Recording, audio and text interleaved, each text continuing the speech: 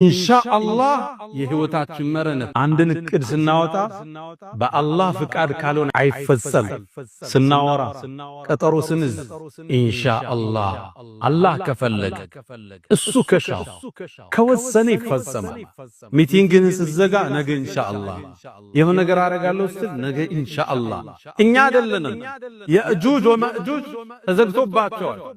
ቀዳዳው የሚከፍቱት ኢንሻአላህ ያሉ ቀን ተሳክቶ ስናይስ ይህ የጌታዬ ችሎታ ቤት ገዛ፣ መኪና ገዛ፣ በትምህርት ውጤታማው ፕሮጀክቶች ስኬት ላይ ደረሱ።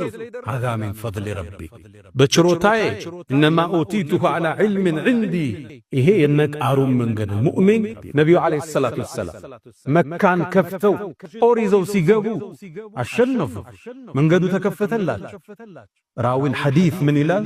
የግመሊቱ ኮረቻ ላይ ግንባራቸውን ደፍተው ነው የገቡ።